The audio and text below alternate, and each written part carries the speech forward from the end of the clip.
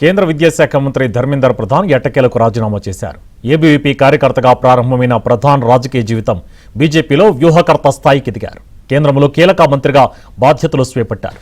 జాతీయ విద్యా విధానాన్ని విజయవంతంగా అమలు చేశారు. నీట్ వివాదంలో రాజకీయాలకు బలయ్యారు ధర్మేంద్ర ప్రధాన్.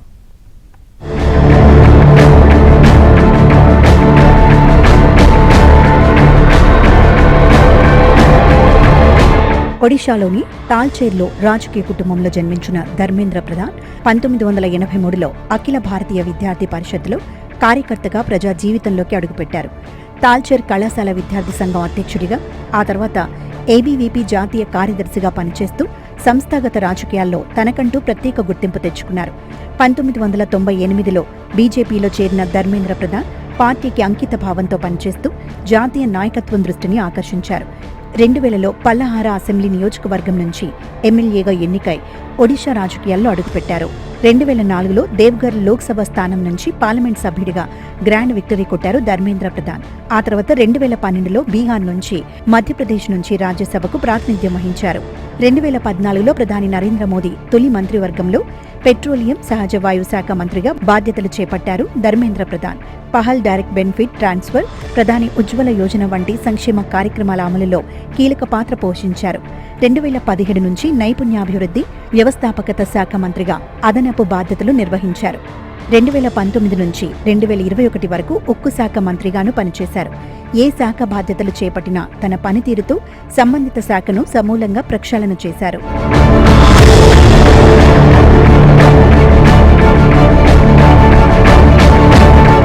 ధర్మేంద్ర ప్రధాన్ కమిట్మెంట్, పనితీరే 2021 జూలైలో ప్రమోషన్ వచ్చేలా చేసింది.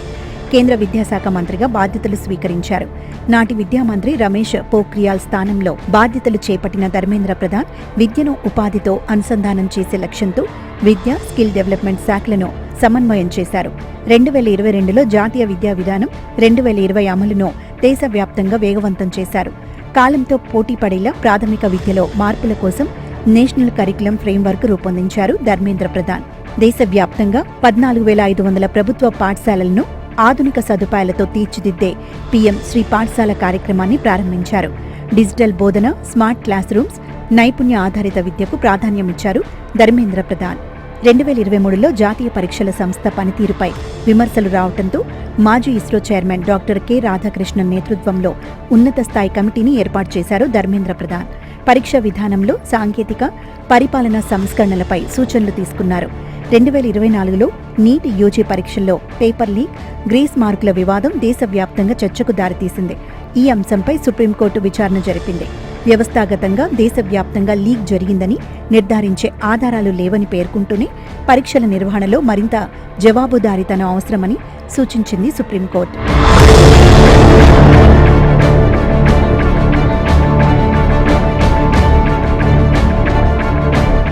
2024లో జరిగిన సాధారణ ఎన్నికల్లో ఒడిశాలోని నంబల్పూర్ లోక్సభ స్థానం నుంచి విజయం సాధించిన ధర్మేంద్ర ప్రధాన్ మరోసారి కేంద్ర విద్యాశాఖ మంత్రిగానే బాధ్యతలు చేపట్టారు.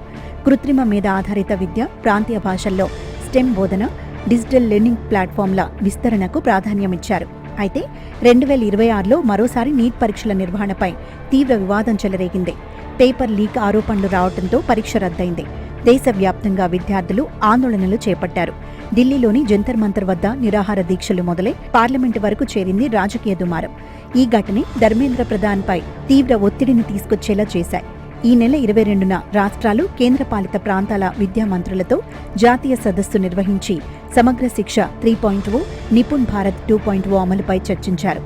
ఈ నెల 24న పార్లమెంట్లో ఇండియా కూటమి, citizens joint forum Dharmendra Pradhan రాజీనామా చేయాలని డిమాండ్ చేశాయి.